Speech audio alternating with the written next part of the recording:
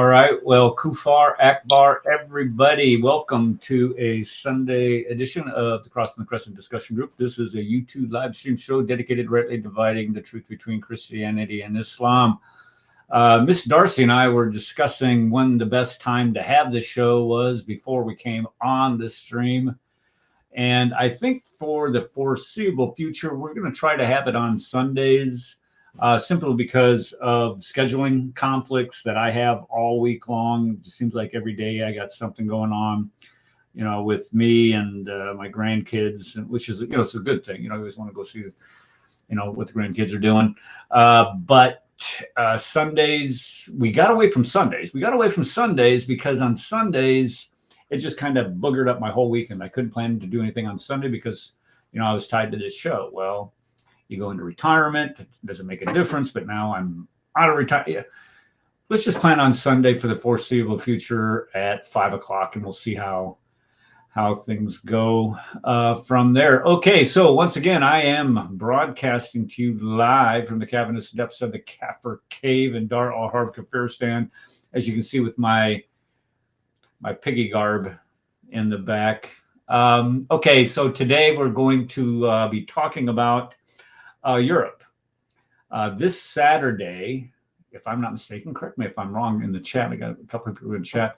This Saturday is the 13th, and they are planning a huge, like a Donald Trump huge march in the UK.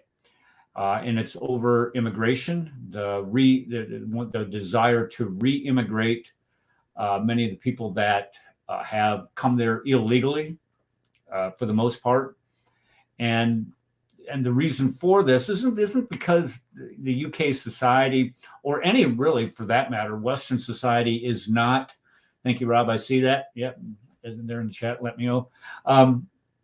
It isn't that that we're not welcoming, accommodating, have empathy for people who are going through hardships in their homeland and they're persecuted persons. That's not what this is about. What this is about is this invasion. And this is what it is. It is an invasion of people illegally crossing the English Channel and coming into England. And it isn't just England; it's all European countries for that matter, where these people are coming in illegally. That's exactly right. They're exactly right. They are invaders. They're on a new kind of hijra. And I've seen memes and stories that people are telling us that, look, we tried to conquer Europe militarily for 700 years and haven't been able to get it done. And the reason why is because you're just kind of backwards. That's why you can't do it militarily. But one thing that you can do is have a lot of kids. I mean, you do well at that. They don't have a standard of living. They don't have a life at all because they live in these crap hole countries where the Sharia is dominant. So they want to leave these countries and come to the West. Well, the West, and when they come, they're not coming using the normal methods that we have available for people to immigrate into our societies. They're just crossing into the borders and then demanding social services. And they're being given it to, especially in the UK. The UK is the most generous out of all of them. But that's not the problem. It is the problem because the UK taxpayer and the European taxpayer is on the hook for all of this to pay for these people to live in a hammock, not provide them a safety net. They're using that as a hammock to just hang out and do nothing at all day. Get on Instagram, get on X, get on,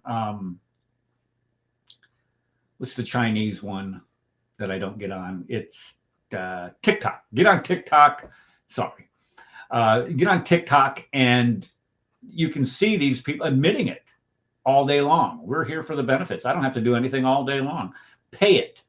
This is your jizya.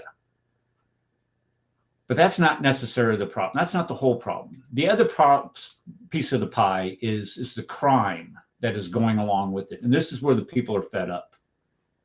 And I would be too if I was these people. And it isn't just, petty crime, larcenies, burglaries, but we're talking strong arm robberies. We're talking assaults, both physical and sexual assaults, rape, and even murder. And people are tired of it, especially the raping piece of it. These men, and these are military age men, the overwhelming majority of, I would say 95% of these people coming in are military age men in their prime, men who are looking for women, looking for a wife, looking for to procreate. I mean, that's biology is what it is. It's a biological desire to procreate. And what they're doing is they are raping British women, not by the dozens, not by the hundreds, not by the thousands, but by the tens and hundreds of thousands, if not over 1 million English women have been raped by these gangs of Muslims coming into their country. And people have had it. They're done with it. They're so done with it. And so what they're doing is they're having these mass protests against the immigration, this mass invasion of these people coming into their country and trying to take advantage of it. And then on top of that, this is what the sickest part of it is that many of them are demanding that the Sharia, the Islamic law, be imposed upon their country, these countries that they're invading. Get this. They come from a society, they come from a country that sucks because of the Sharia. It sucks because the Sharia provides no economic opportunities, no opportunities for education within the country itself. They can't even build a lawnmower in half of these countries to begin with. And then they come to a Western country where we have all of the most modern conveniences, conveyances, inventions, economic opportunities for everybody to take advantage of, and a lifestyle that makes it look like we live as kings to these people living in these Sharia compliant hellholes, but they want to change our country into theirs. Why not? Here's a novel idea. I don't know. Maybe this is just me thinking too much. Why not just take your ass back to the country that you came from? Well, I mean, would that just be like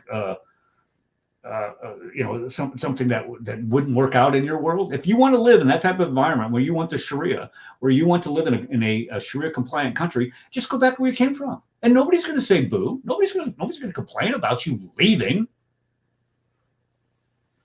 But no, you want to come here. You want to suck off of the welfare system, not contribute to society, speak out and hate on the society that you live in, commit crime after crime after crime after crime on the society that you're living in, and then demand to change it into the society that sucks. I'm sorry. I just can't. I'm not sorry. I just cannot get there. And I don't understand why people are not waking up to this. But I do understand why Europeans are afraid to speak out. And it's because of the experience that we had with World War II. You had nationalism run rampant and like wildfire through Germany, through Italy. And the next thing you know, 80 million people are dead. And it was terrifying to see the slaughter of millions of people because of this ethno-nationalistic fervor that went through the European continent at that time. So anything that is even closely or remotely tied to that type of ideology is just dismissed and shunned and criticized and demonized out of hand. There is nothing wrong, absolutely nothing wrong with being proud of your country. Not a thing wrong with it. Whether you're from England, whether you're from the Netherlands, Belgium, France. Well, France I'm kidding. That's a bad joke. I'm not even going to go there. But even if you're from France, there's nothing wrong with being prideful and proudful of your country's accomplishments. Even Germany, as a terrible experience that they went through during World War II and what they did to their neighbors. If you look at the society that Germany has rebuilt in the last 70 years since the war, it's just an absolutely amazing society, an absolutely amazing culture, amazing country. And even that, and especially them, they are afraid of being called names. 3 big names that they're called. They're called racist, they're called bigots, and they're called Islamophobes. And if you dare to call them one of those names, they run and cower in the corner. Oh, please don't think that I'm one of those those bigot, those Islam, those phobes. Don't call me. And England is getting it. And they're standing up and they're telling them to rightfully go to hell. We're not racist. We're not bigoted. We're not a phobe of any type. We're just anti you coming in and raping our little children. That's what we're against. Is that so wrong? When you come in and you try to impose your ideology, your Islamic ideology, where it clearly teaches that it's okay to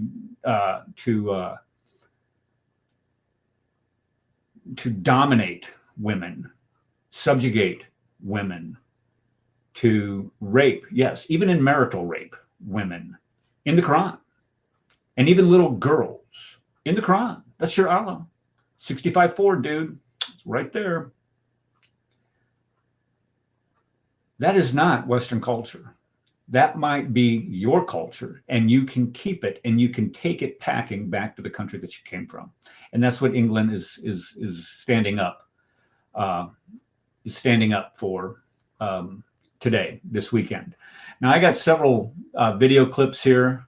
The one that stuck out in my mind, this is not a video clip, but this is a meme that was on Twitter that I just absolutely love. And this was based on that video that we showed last week. Let me go ahead and bring that one up. Sorry, let me take this. This is this girl. I mean, she's just a girl. She was a 12, 14-year-old girl. She's got a machete in one hand, and she's got an axe in the other hand. And why, pray tell, does she have these things? Well, it was because she's being harassed by a few, let me find it. Here it is. A few immigrants, Muslim immigrants, to her country. And she'd finally had enough. They had finally had, her and her sister had finally had enough. And they're saying, look, we are sick and tired of being subjected to this type of harassment. And so what does she do? She goes home and gets her daddy's hatchet out of the garage or wherever she got it. And this is what she does. Whoops.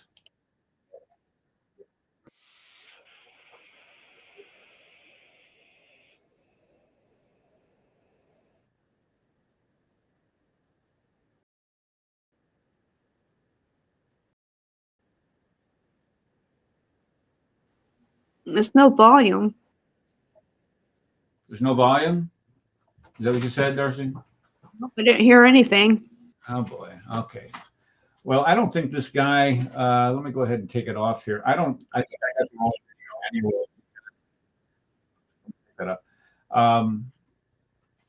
I don't think I put the right video up anyway. I did this a couple of weeks ago too. And all it does is it just shows what this girl, this 14-year-old girl is, the links that she is having to go to in order to defend herself just from simple harassment.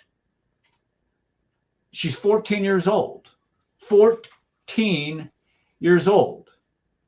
What is Kim? Let's see, that parents have said what?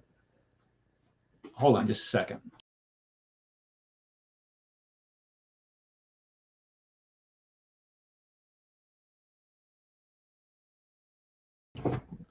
Okay. So you have a 14-year-old girl having to defend. My question is where are your men? Where are the fathers? Where are the brothers? Where are the men standing up to this type of open air harassment of these people? It's cowardice. And again, it goes back to those 3 words: racist, bigot, Islamophobe. Those three words will shut down anybody from standing up against this type of treatment. And they're tired of it. They're standing up and saying no more. Let's see. The biggest complaint made in Pakistan on a ban on child marriage was determined Islamophobic. That's true. That's true. Okay, let's, and as a matter of fact, I have a video. Hold on, let me bring that video up. I do have a video of that, of something going on in, whoops, wrong one, going on in Afghanistan. Where did it go? Where did it go? Where did it go? Here it is. Right here. And I'm going to drag it over here. And here you have, this is going on in an Islamic country where you have little girls. Little girls are being sold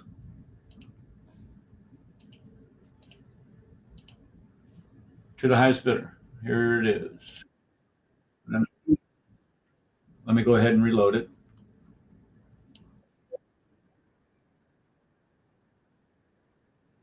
Can you guys hear that? Can you hear that, Darcy?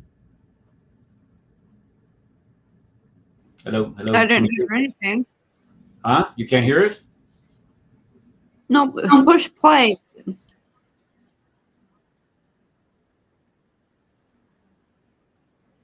No sound. Okay, well, let's go ahead and take that down and let's try something. Let's try this. Let's try that. Try that. 8 years. They're often. Can you hear that? Yes.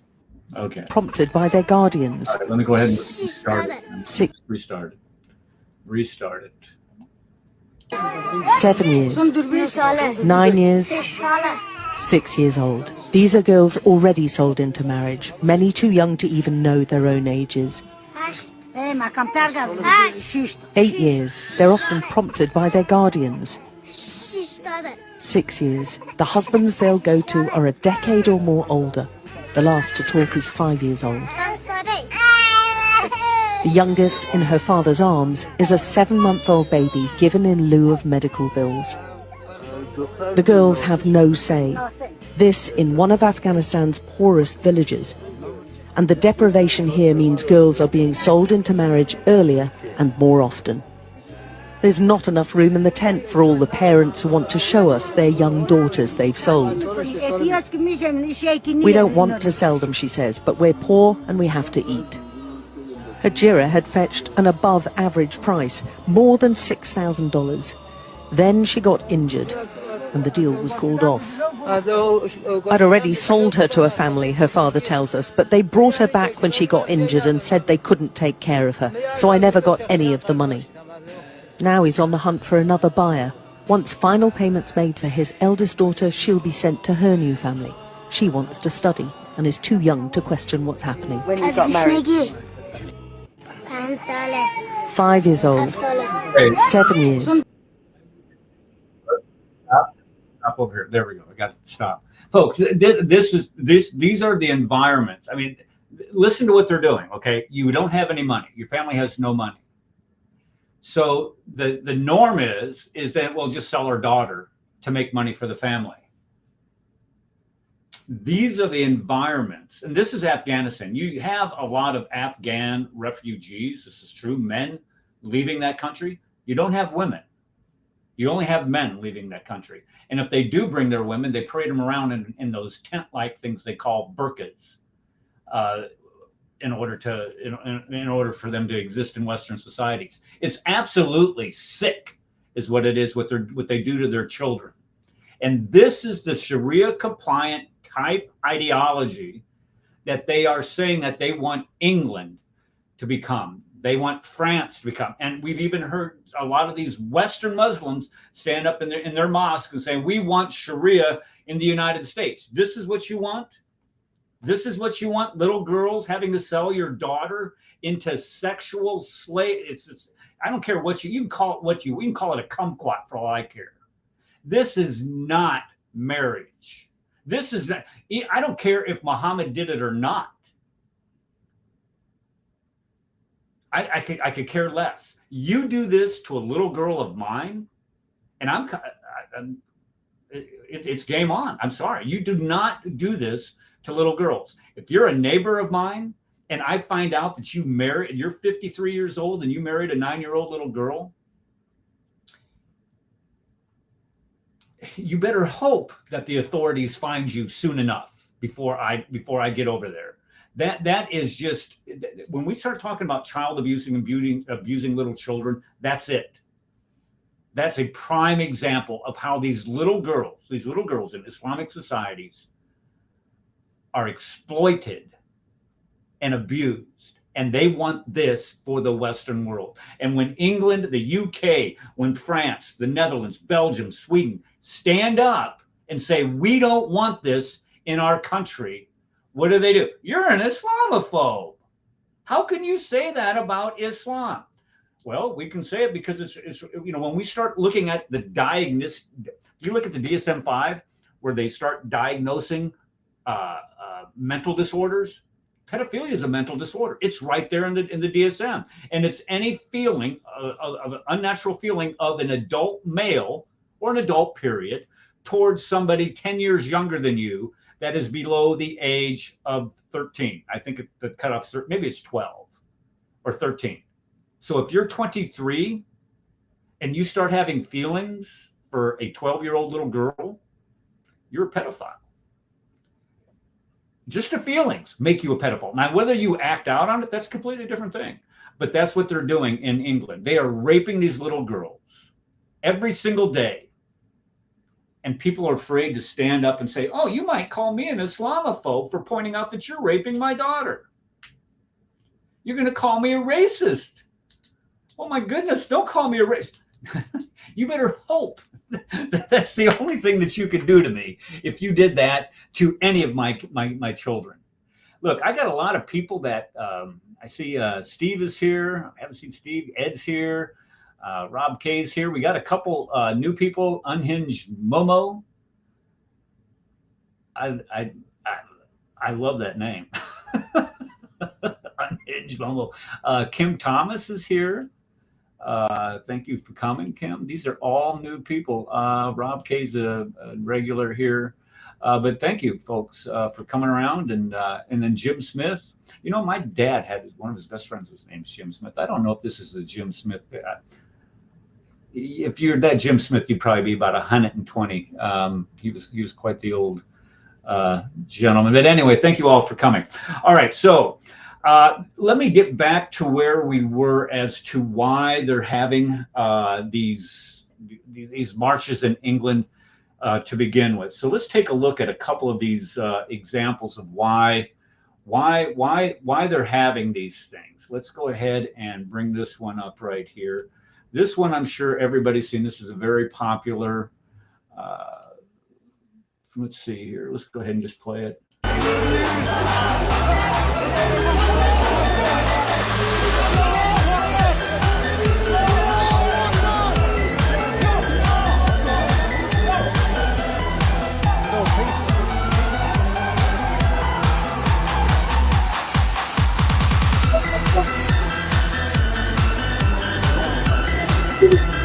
Facing husbands running through the street on a knife that takes the Brits down their own country.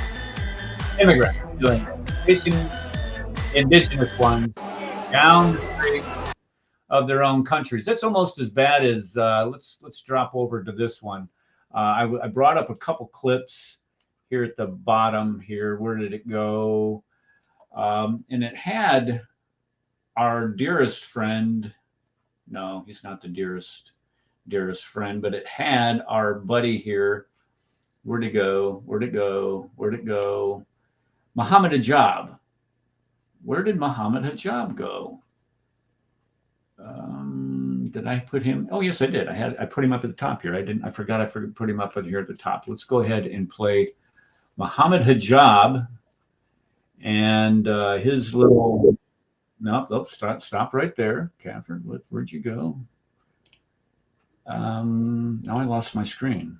Where did I go? Oh, I see what happened.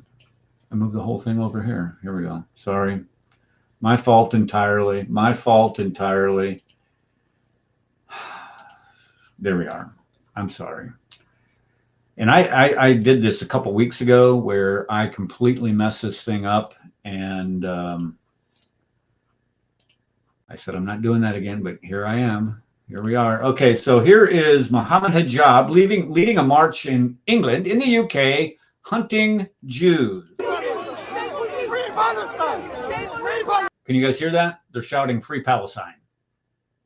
Like they really care about those people in Palestine. Can you guys hear that? It was terrifying. The boys had to be rescued by the police as bottles and eggs rained down on them.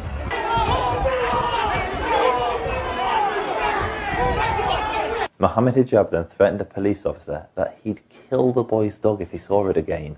However, when those Zionists came in with their dogs, that was an act of provocation. So what we're saying now, and I'm making it very clear so everyone understands, if those dogs come close to us again, we will see it as an act of aggression and we will kill those dogs. Okay, so let me just ask you guys a question. Let me just ask you this, and I'm going to just throw it out there. If somebody came after, yeah, thank you, Darcy. Bloody want it. If somebody came after your dog, you're out there walking your dog, and somebody comes after your dog to kill your dog, is that a provocation against you personally as a person? I don't know what the answer for that is. I to be completely honest, I am not sure whether or not you are authorized to use any amount of deadly force in order to get that person away from your dog. If your dog is not bothering that person, yeah, exactly, Ed. You don't mess with my dog. You don't even, if you're offended by my dog, go back to that hellhole that you came from. Go away. I don't leave my dog alone. If you don't like it, go home. Nobody invited you to come here to begin with. Go home. Go back to that land that spawned you and live there without your dog so you don't get offended. I agree with that. Because you mess with my animals, you're going to have to go through me first. Yeah, they're like family members to us. I mean, I don't know how you view your pets there in Darcy land, but here in Kafiristan, you do anything to my dog, that's them is, that's, I don't know. That's just something. And for him to sit there and say, those dogs get close to us, we're going to kill them. Dude, you do not know the wrath of pain that's going to would come on your ass if you ever tried to do that to one of my animals. That's just wrong. That animal is not doing anything to you. Just because your prophet didn't like animal or dogs means that you don't have to like dogs. That's come on, sick people. We'll put them down. Hijab and Dawa then led the crowd to Speaker's Corner, and as the mob marched through London streets, screaming, "We'll find some Jews, we want their blood," the police did nothing. Let that sink in. They're calling for our literal blood, and the police are just strolling alongside them. We'll find some Jews there! We want the Zionists, we want the blood! This is the Nike anti-Jewish edition. A couple of hours later, we were violently assaulted leaving a kosher restaurant in an anti-Semitic attack. I hate to say this, but I'm not sure there's a future for Jews in this country. We're being attacked on the streets by extremists, and the police do nothing. The difference between us and them is that for them, they think life begins. For us, we believe that death begins. We believe that life begins at death. No, he doesn't. This is the bravado. If this was the case, all of them Hamas holes would be crawling out of those tunnels that they're buried in right now, hiding behind Jewish hostages and their women and their children, and running full force at the IDF. If this were true, Muhammad Hijab would get his big old Botox on a plane, on a boat, on a train, whatever, and make his way to Gaza and join his brothers in that fight. All this is a lie. These guys give off this false bravado that, oh, we're so brave. We believe that life begins at death. And you know what that is? What that is when they do that? We call that a death cult, where you embrace death more than you celebrate life. That is a death cult. That is the opposite of Christianity. That is the opposite of Judaism. We celebrate life. We preserve life at all costs. We do not think that death is the beginning. Well, we believe it's the beginning of eternal life. Granted that, but we don't go after it with the zeal that these guys do. Now, you might live in conditions that just completely suck and you want death. Okay, fine. I get it. Go back to your hellhole and commit suicide there. But don't bring your nasty, nasty ideology into the West. But look at it. Listen to it. We don't care about death. Yes, you do. Yes, you do. We love death. No, you don't. If you did, you would be in Gaza right now. And if you think that our people in Palestine or across the Arab and Muslim world will let go of the struggle and our sacred places like Al-Aqsa. Al-Aqsa didn't exist in 623 during the, what was that called? The Mirage, where Muhammad gets on his little flying pony and flies to Jerusalem, supposedly. It didn't exist then. So don't give me this Al-Aqsa crap, Muhammad Hijab. You have no Islam and Muslims have no claim, no historical claim whatsoever to the Temple Mount. And it's just a matter of time before the Dome of the Rock goes away. How it goes away, I'm not sure how it's going to go away, but it will go away. You are grossly mistaken. No, we're not. You will never, ever, and I say this to Netanyahu, I say this to all of the powers, we will never allow you to put your gross hands on Masjid al-Aqsa. Okay. The Forbidden Mosque? Yeah, the furthest mosque. The Forbidden Mosque, I think, is actually, isn't that the Kaaba? Isn't that what they call it? The Kaaba at the Mosque of the Kaaba is the Forbidden Mosque, the forbidden place, forbidden gather. I don't know. The whole theology is all screwed up, and this guy is the ringleader. And here's a guy. Hold on. Let's just retouch this a little bit. Here's a guy that had a hotel wife. Oh yeah, this is a guy that sexually abused a woman, who had a daughter, by the way, who thought she was in a marriage with this guy. And what does he do? He treats her like a whore, treats her like a prostitute. And then when she says, "Hey, look, I thought we had a marriage here, and we were going to keep it from your first wife, and I thought we were, and he says, "No, you're nothing but a prostitute to me." That's essentially the way he thought of her, the way he treated her. And so when she reaches out, I'm sure everybody watching this, everybody watching this knows what's going on here, but I'm just going to say it. When she reaches out to the Muslim community for some type of help, assistance, what do? They tell her she's crazy. She's the one with the problem, not him. So what does she do? She reaches out to Christians. The other guy that she's on, the Muslim guy, something veils, something, somebody will tell me. Hidden Veil, something Veil, I can't remember. Al-Aqsa's the Dome of the Rock in Jerusalem. Actually, Masjid Aqsa is by the Dome of the Rock. Yeah, it's not the Dome of the Rock, it's by the Dome of the Rock. And Masjid Al-Aqsa was not built until 705. The Dome of the Rock wasn't built until 691. Muhammad died 632. The Mirage supposedly happened 623. There is a timeline problem here for anybody that does history. I mean, if you look at history, where the hell is he going? Where's he doing? Where's he praying? What mosque is he going to? Whole thing is stupid. Okay, let's get back to this. You know what I find amusing? Is that the furthest mosque is the one that's right behind their backs. Is right behind the where? Because they're facing one direction, so it'll be right behind their backs, all the way around the world. Yeah, and you know the crazy thing about that whole thing, with that, with him going to this mosque, is that there's a hadith from Aisha, little Aisha, saying that. Yeah, thank you, Ed. It's behind veils. There we go. That's what it was. It's behind veils. I couldn't remember the name of that guy, but anyway, the whole thing behind it is Aisha says that he never left my side. He didn't go anywhere. This is a dream. This is a vision. This had nothing to do with. And they never named Jerusalem in the Quran. Jerusalem's mentioned over 800 times in the Bible. In the Quran, it's mentioned a total of 0 times. It's not meant. It's like they don't even know that it's there, for crying out loud. And then to say that they laid claim to it, we claim the Alaska. Don't put your filthy hands. Your filthy hands are all over it, and you treat it like a dump. It will never happen.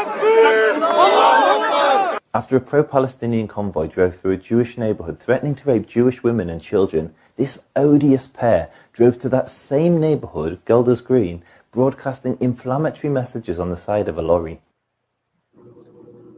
Yeah, that whole thing was just, and I'm not sure exactly how long ago this was.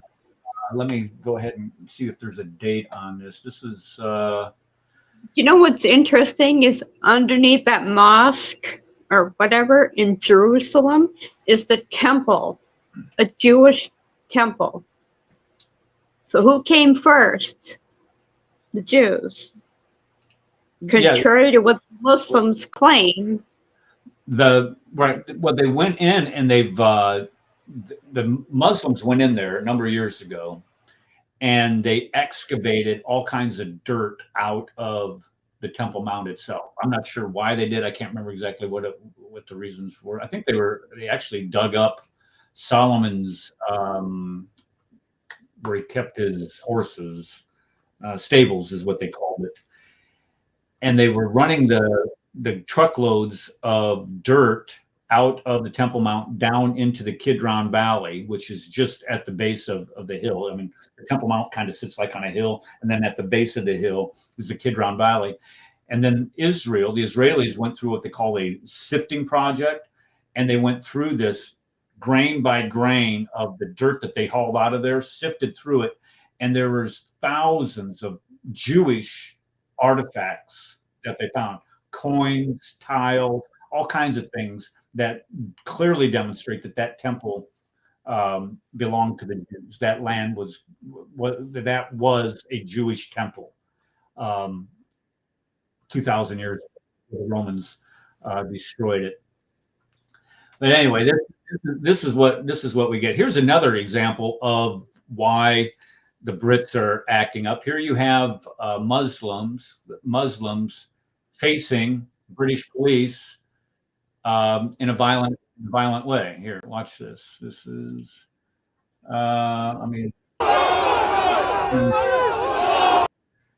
sorry, here we go. Stoke.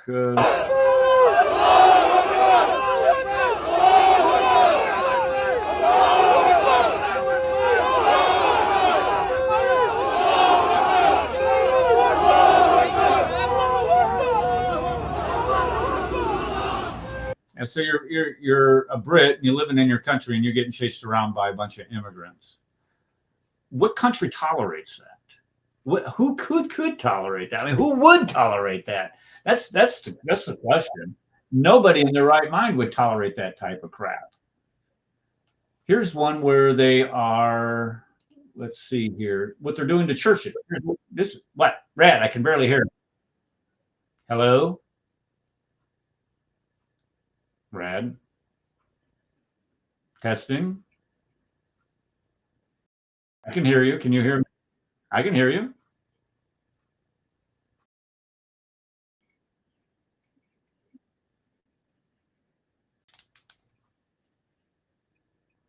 What do you mean?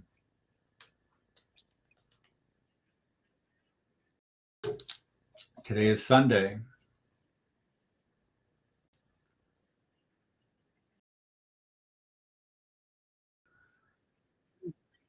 Whole conversation on this. Reed, do you ever that Teams thing? We send messages back and forth every day, all day long to each other. And I told this, we discussed this. Oh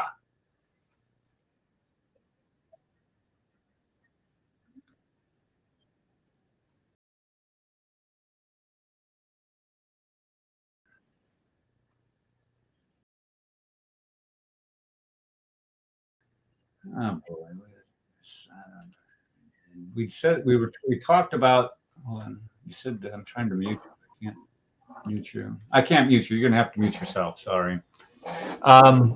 We discussed this because of, I said Monday and Tuesday night my grandson had baseball games and we couldn't have a show on Monday or Tuesday, and we had to do it this Sunday. We're going to try to switch it to Sundays to keep from interfering with that.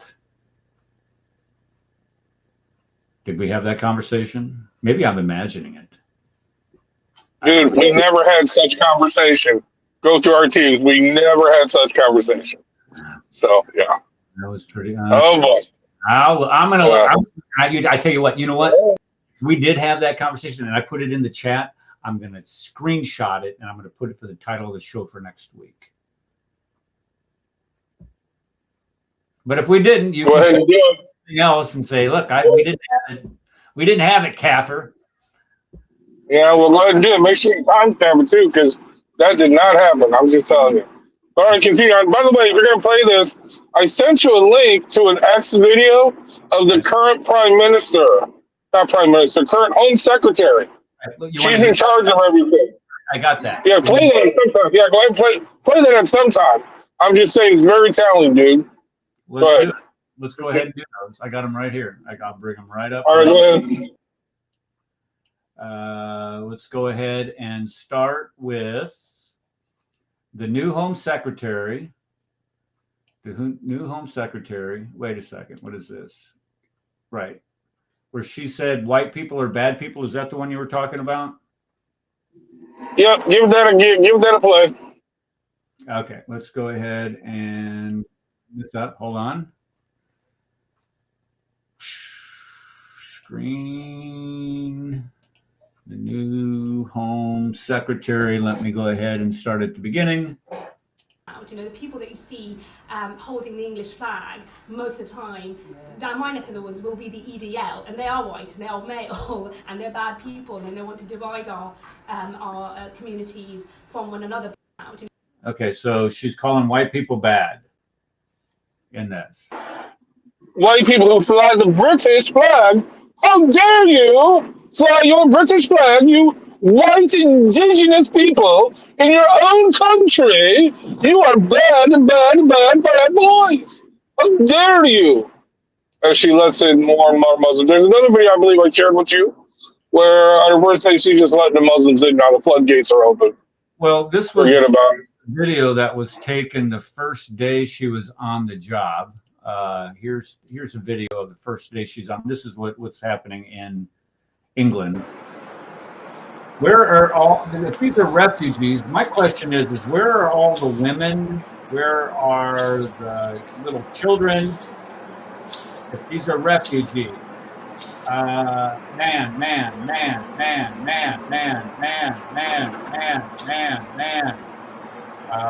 Can't make out what this is back here. Oh, man. Behind him is these are nothing but military-age men coming into England. This is the first day on the job. This is the first day on the job for this Home Secretary. She lets 1,000 Muslims into her country. That's the first day. Now, but those are good men. Those are good men, not like the bad indigenous white men. Those are the good men you see. Stupid kafir. What is the job of the Home Secretary? Is that like the Secretary of Defense? Is that like the? It would be like Secretary. It would be like Secretary of Secretary of State, I believe. Tremendous amount of power. Okay, so and here's you sent me a link. Red sent me this link of this woman swearing in. Here's a picture of her swearing in ceremony. Tell me if this doesn't give you the weebie-jeebies. Now, it's up here. It's not very big. I'm sorry you can't see it. Maybe I can make this bigger. Can you see that? Can I make it bigger? No, hold on. That's 5,000%. I gotta.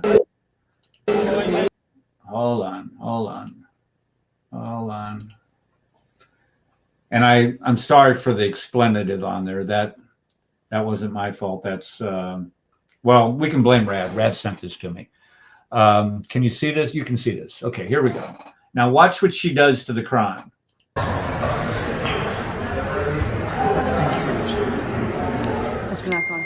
I swear by Almighty Allah, subhanahu wa ta'ala, that I will be faithful and bear true allegiance to His Majesty King Charles, his heirs and successors, according to law. So help me Allah Ta'ala. Watch what she does to the crowd. Watch her now.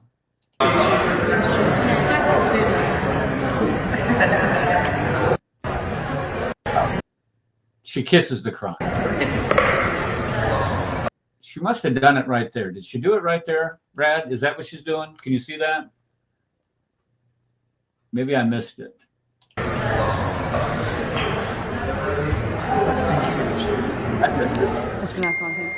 swear by Almighty Allah, subhanahu wa ta'ala, that I will be faithful and bear true allegiance to His Majesty King Charles, his heirs and successors, according to law. So help me Allah Ta'ala.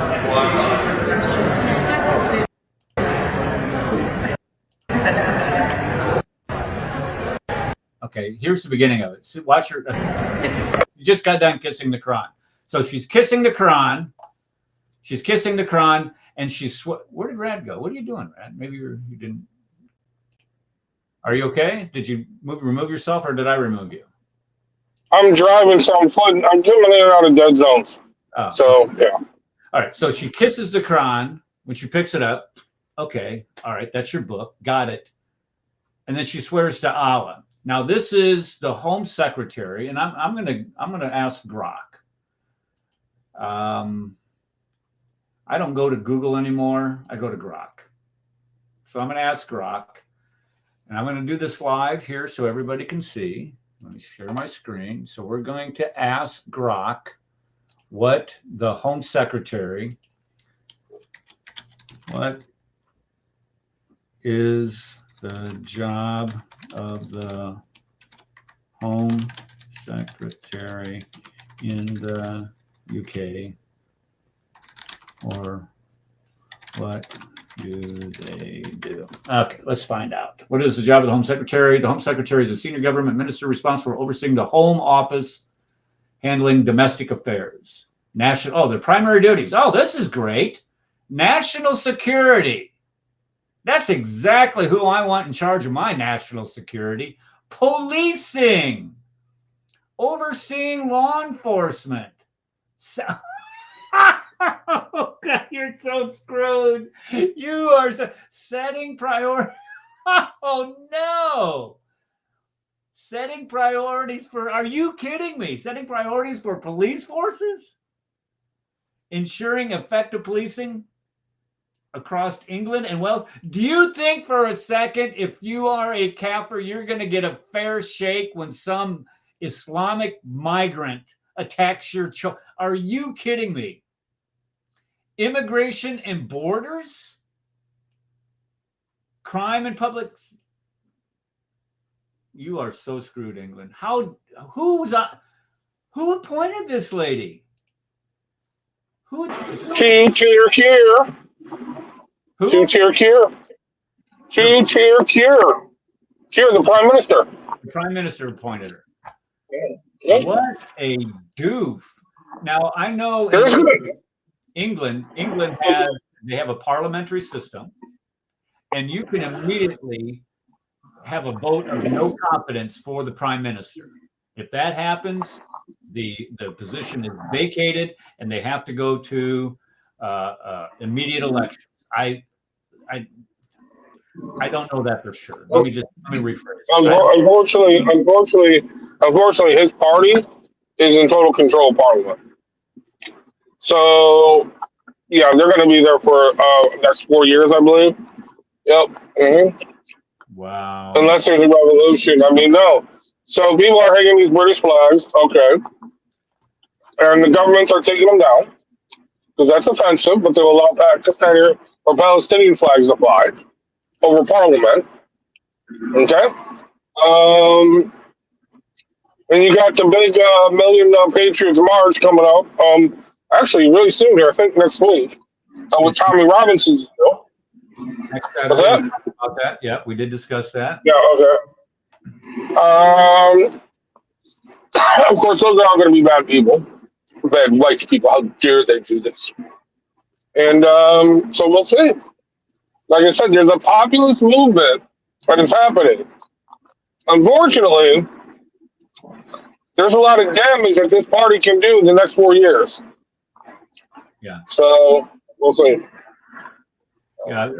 Anyway. And I agree 100%. When you get, it's just like putting Biden in there, and then all of the cronies that came along with Biden just kind of seeped into our government, into every crevice. And Trump has spent the last 8 months trying to fumigate half of those departments, federal departments, to get them people out of there. And he's being charged, we all know this has been challenged every step of the way through the courts or what have you. So when you get somebody like this into a position, this is like the Kristi Noem's position, Department of Homeland Security, DHS Secretary. This is what it sounds like. I'm willing to be wrong on that. But that's exactly what it sounds like. And if that is the case, if you are, in the next elections, if the British people do not rise up and vote this crap out, they're done. I mean, if they make it that far, I mean, when you look at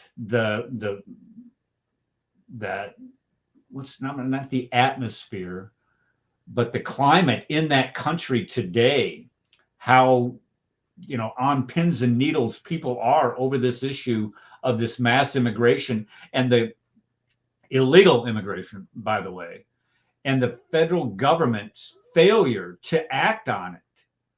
It's frightening that they're not doing anything about it.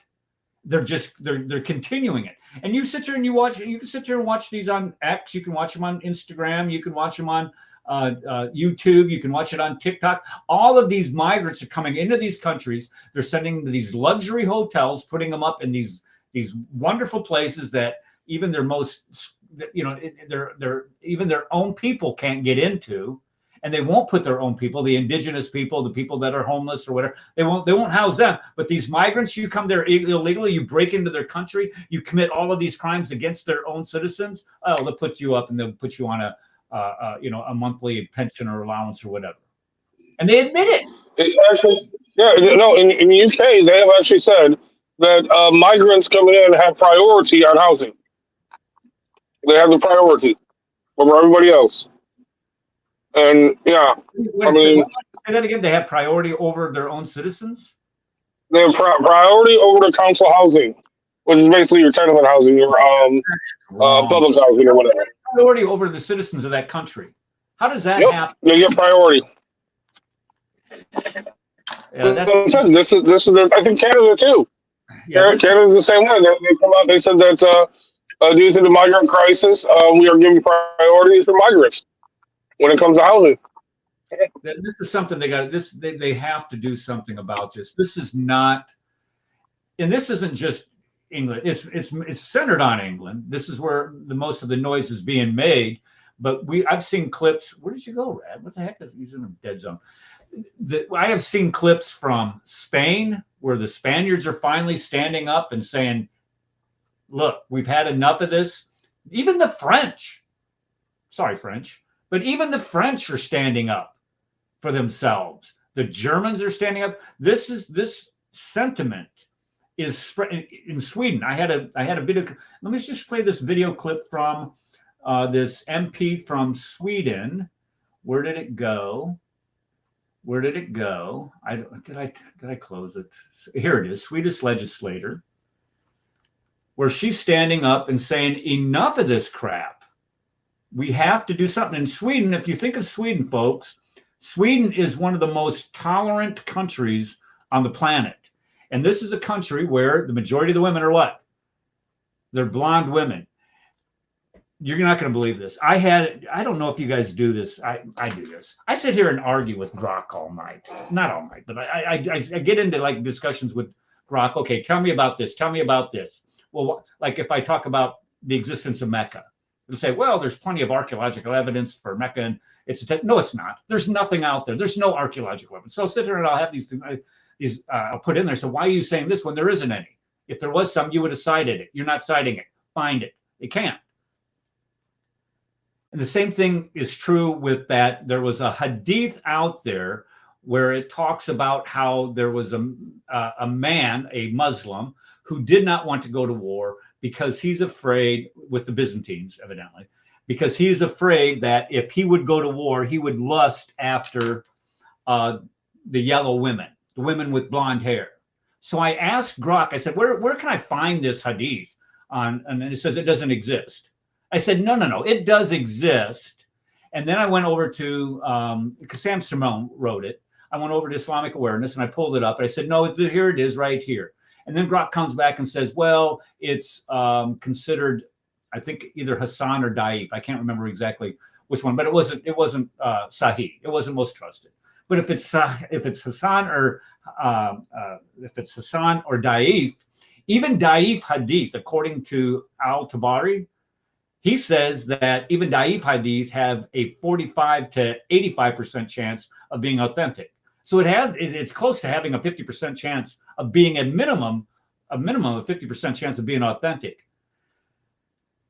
This is Sweden. Sweden they sold out of hair coloring because these women were being raped that had blonde hair. So they decided, well, we're going to color our hair so we don't get raped in their own country. Here's this PM, member of parliament in Sweden. Tack, fru talman. Min dotter ska inte växa upp i ett Europa präglat utav islamistiska värderingar. Vi ser nu hur Irak planerar lagstiftning som kränker kvinnors rättigheter. Och till och med små barn, 9 år gamla, ska kunna giftas bort. Det är legaliserad pedofili helt enkelt. And I said that at the beginning of the show. They are legitimizing, legalizing, making it normal pedophilia. Why? Because that's what Muhammad did to little Aisha. She was 9 years old. He was 53. You can't get around that, Muslim. You cannot say that's a normal marriage. It's not a normal marriage in any culture or at any time. Dessa medeltida värderingar sprids och normaliseras nu i Europa på grund av naiva och ängsliga politiker som inte vågar skydda våra sätt att leva. Samtidigt som den politiska vänstern till och med allierar sig med islamisterna.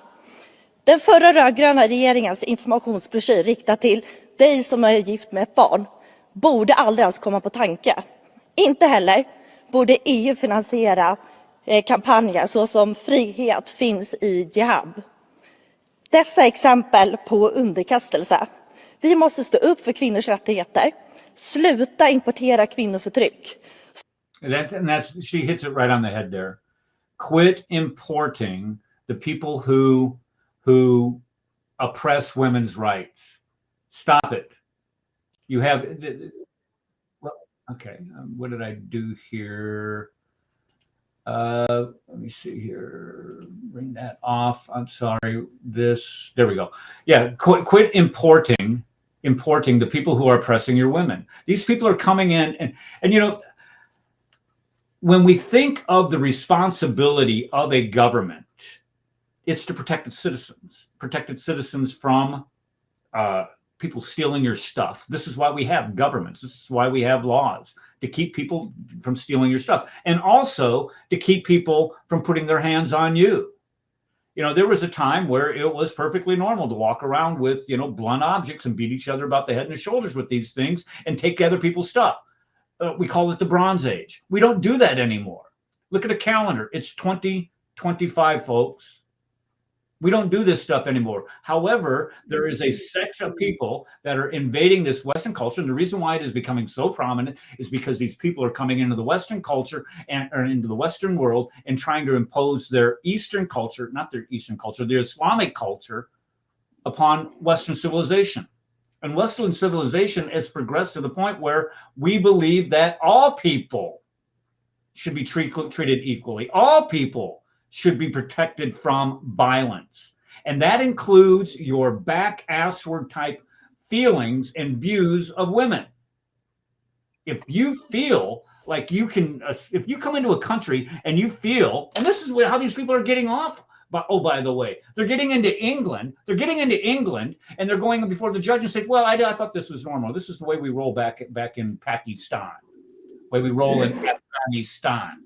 Well, take your ass back to your Suckistan, and live there. You don't treat our women that way, but our government's responsibility, and this is what this woman is pointing out, it is responsibility of our government to protect these women. And our government is not doing its job. Our governments, or the Western governments in these European countries, is not protecting these people, protecting these women. And people have had enough. And I would hope that women would scream at the, and this is so sick. Women should not have to scream at the top of their lungs saying, please, government, protect us. Men of our country, come protect us. They shouldn't have to do that. Men in these countries, stand up, grow a spine, use your nards, your testosterone, and defend your women against these Islamic immigrants. If they are raping, and this is all documented, so anybody that says, oh, we're going to report this channel for hate towards Muslims, it's not. This is all documented in England. Over 1 million women have been raped in England by these Muslim grooming gangs. If you allow no right, you have no right to exist. They're going to throw the clutter, and they're going to say the reason why you fell down is because y'all is clutter. We're not taking care of you. We're going to be charged for elder abuse, and they're going to take you out and they're going to put you in a home. That's good. I was only touching the, yeah. And this is, and Paul, thank you. This is what we see. We see these men being caught in England and other European countries and saying, well, I was only, watching you. I was just touching. No, what you're doing is you're going out and you're sexually assaulting little girls is what they're doing. And when they get caught, what do they want? They want all kinds of forgiveness. Yeah, exactly. They've had enough. I think people have had enough. And more people need to stand up and voice in an intelligible way, not in a hateful and a spiteful way, but in an intelligible way, and point out, look, this ideology is not of our culture. This ideology is religiously driven by Islam. It's in, guys, it's in the Quran. 65:4. Read it, for God's sake. A Muslim man can marry a prepubescent little girl. It says it right there, 65:4. Those who have not yet menstruated, you can marry them. Not only can you marry them, you can consummate that marriage. And after you consummate that marriage with that little prepubescent girl, you can divorce that little child. What kind of God? This is in the Quran. What kind of God sanctions that? When you have, where was it? This little girl right here, this little girl. There's an interview. This guy is interviewing this little girl here. She's 10 years old. She's 10 years old. And she's saying, I don't want to get married. This is Islam. Let me bring it up here and you guys can watch it. I mean, it tears your guts out watching this crap.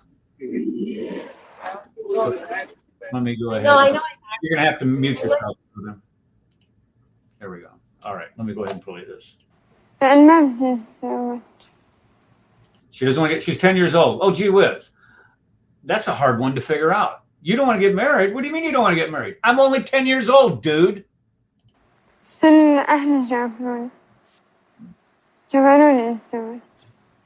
ليه جوزوك لكن؟ مين جوزك؟ فايوه شو قالوا لك؟ قالوا لي لازم تتجوز. فسروا لك شو يعني زواج؟ لا. وليش كانوا بدهم يزوجوكي؟ أنت هلأ مخطوبة. إيه. والزواج أيمتى قالوا لك؟ بعد سنة. She's 10 years old. She'll get married when she's 11. شو خبروك عن الزواج؟ ما خبرونيش. شو خبروك عن الزواج؟ إنه الزواج ستر على البنت. ستر للبنت. رح أسألك سؤال. Okay, you have to get married to protect you. From who or what? What is your dad doing? We have to protect you. So we have to marry you off. Are you kidding me? Where is the responsibility of the parent here? Where are these parents? Why are they not in prison? إذا فهمتي جاوبيني، إذا ما فهمتي ما تجاوبيني. أنت قلتي لي عمرك 10 سنين اليوم وخطبتي عمرك 9 I'm sorry. She was 9 years old when she got engaged. My fault. سنين. أنت بلغتي؟ لا. بتعرفي شو يعني؟ She hasn't reached puberty. Think about that. ما بعرف. ما بتعرفي إذا بلغتي أو ما بتعرفي شو يعني بلغتي؟ لا حل ولا حل. طيب شو خبرتك الماما عن الزواج؟ ما أعرفش. أنت خيفانة من الزواج؟ إيه. من شو خيفانة؟ من كلش ما بدي تكون ماما. ولما تقولي هيك للماما شو بتقلك؟ بتقول لي أنت لازم تروح نتجوز. لما تقلك هيك شو بتقولي لها؟ بصير أبكي.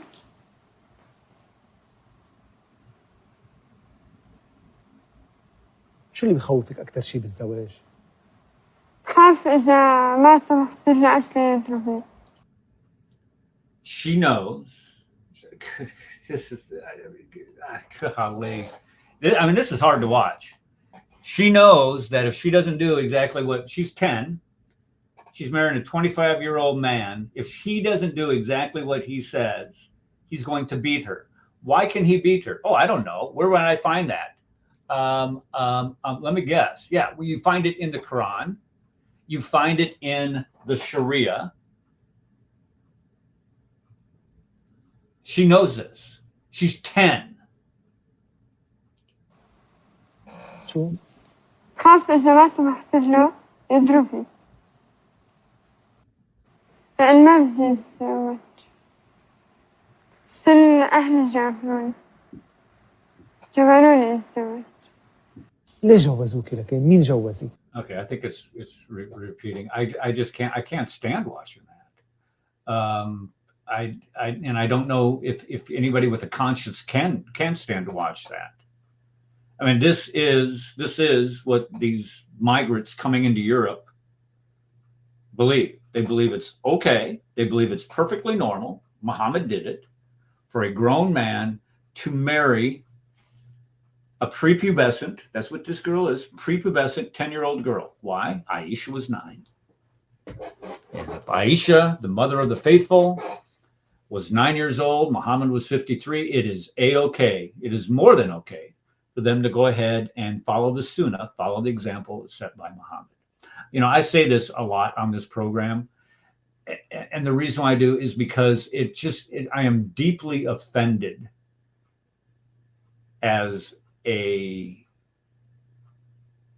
dad, as a grandpa, as a grown man, as a teacher in a public school system, that anybody would allow the exploitation of little children like this because of a faith system that is patently false. I mean, anybody that thinks that Muhammad was a prophet and that the Quran with all of its anachronistic and historical, it's a historically laughable document is what it is.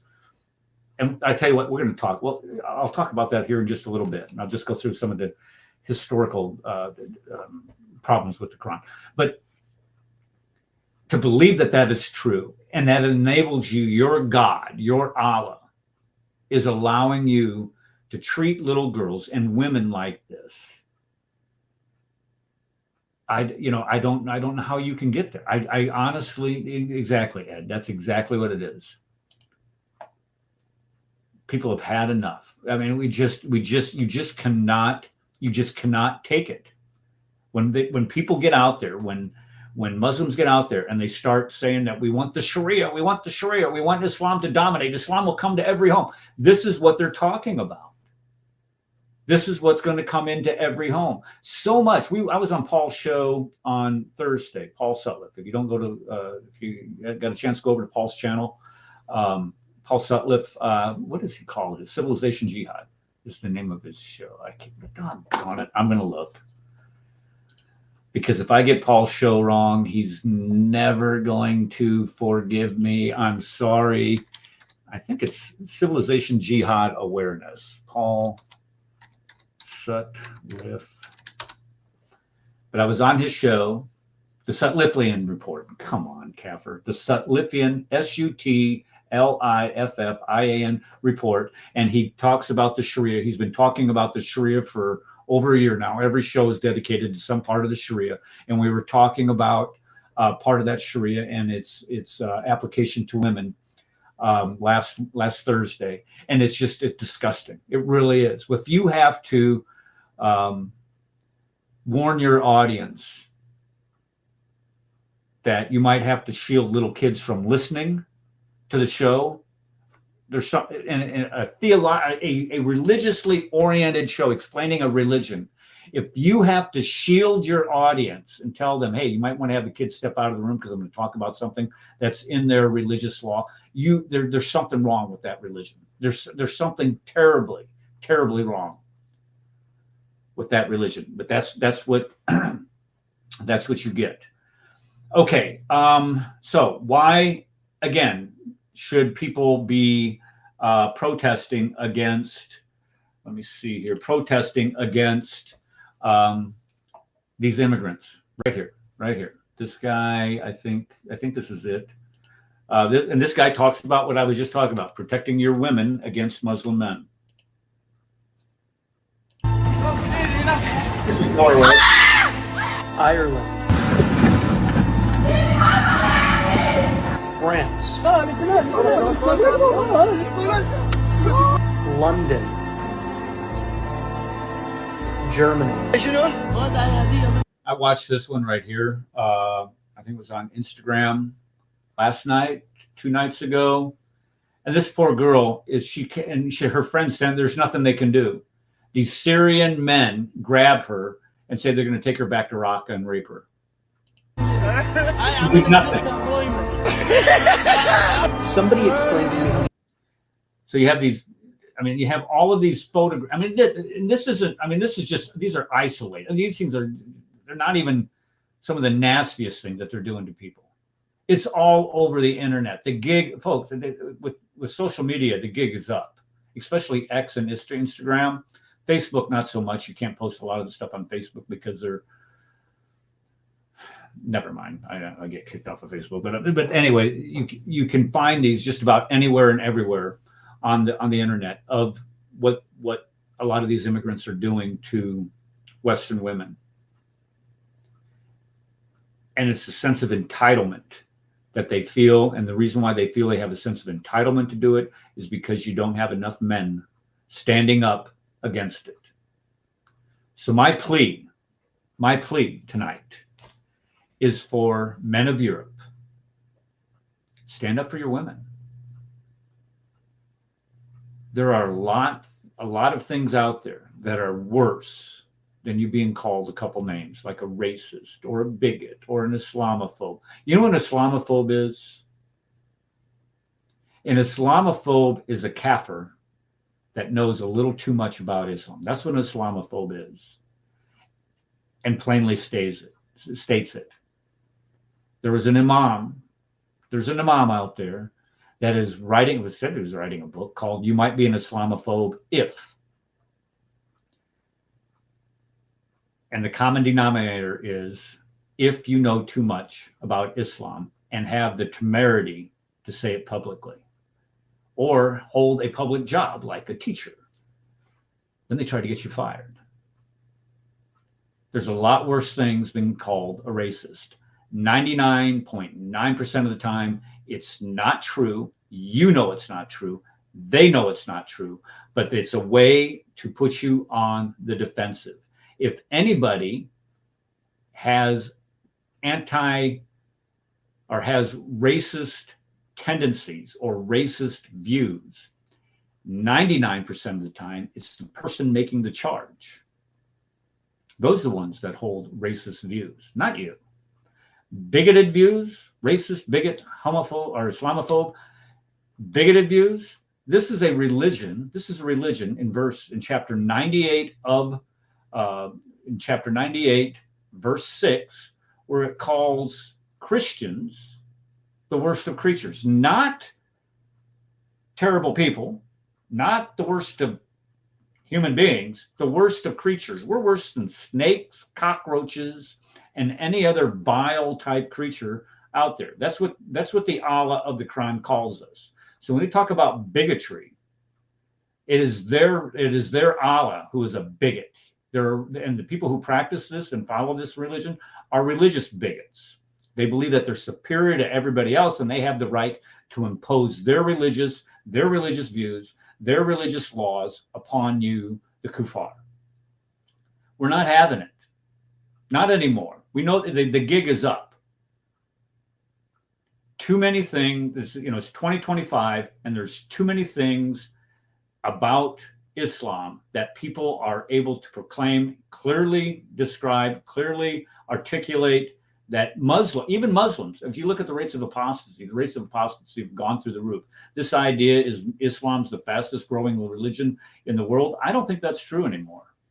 The rate of apostasy, told and untold, I don't think it is. Even if you're squirting out 10 kids, 9 of those kids are going to apostatize because they have access to social media today. And they can clearly say that mom and dad's, grandpa and grandma's views on Islam are archaic. These are medieval views, and they have no business in the 21st century.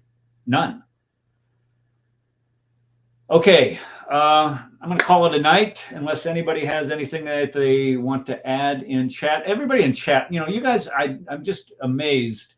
I've been trying to keep up with a lot of it as much as I can, and I really appreciate you coming in and contributing that way.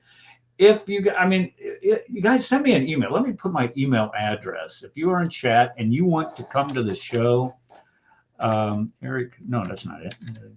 I don't even know what is it at gmail.com. There we go. That's my email address.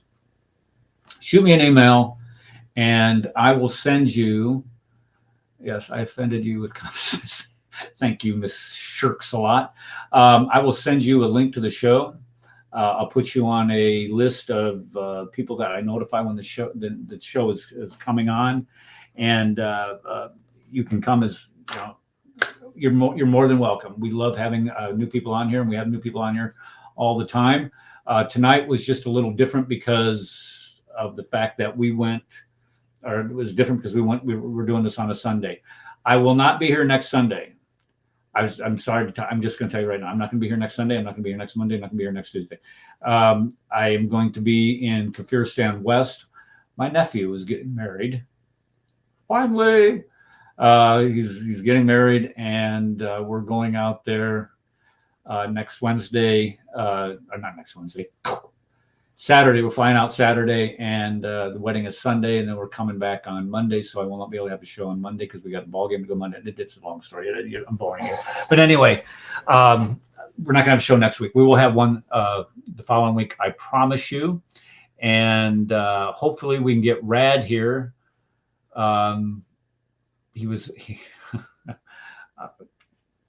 Brad and I will get our issues worked out, and our sister Darcy will be able to join us. And maybe we get Issa back. Issa, and also pray for Issa. Issa Kabir was in a car accident about a month ago, and last week, I think it was last week he was on the show, and he was still in a wheelchair. He was hurt pretty bad. He his leg messed up, broken in several places. He had pins put in it, and he just looked like hell.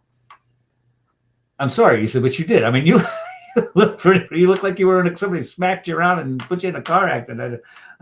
So pray for Issa. Pray for his mother. I didn't hear how his mom's doing. He didn't say that. Yeah, Ed, he was on Kenny's show. I remember that show too because Rad posted it in our group chat, and Rad got a strike on his Facebook page because of that his comment on that or something this week. I can't remember what he said, but they were talking about on that show. I remember specifically because they were talking about the Hamas holds. This is September 2023, and this is like 2 weeks before Hamas attacked Israel on October 7th, October 6th, whatever day it was. And Kenny Bomer, the imam, was extolling the virtues of Hamas, saying, "Oh, well, what is Hamas? I mean, they're just a bunch of people who are repressed." Shut up! They're a bunch of terrorists, murderers, who follow the teachings of a pedophile. That's who they are. Okay. Okay. Again, thank you everybody for coming. Thank you everybody for coming, and we will see you next time on the Crossing the Crescent discussion group. God bless you all. We'll see you then.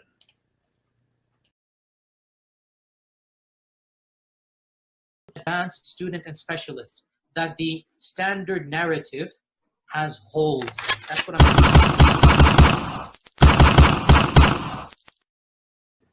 that the Muslims were rioting against one another. And as much as we don't want to face the fact, the Muslims were lying sometimes. They were fabricating, they were embellishing, and that might be hard to accept, but that is a reality.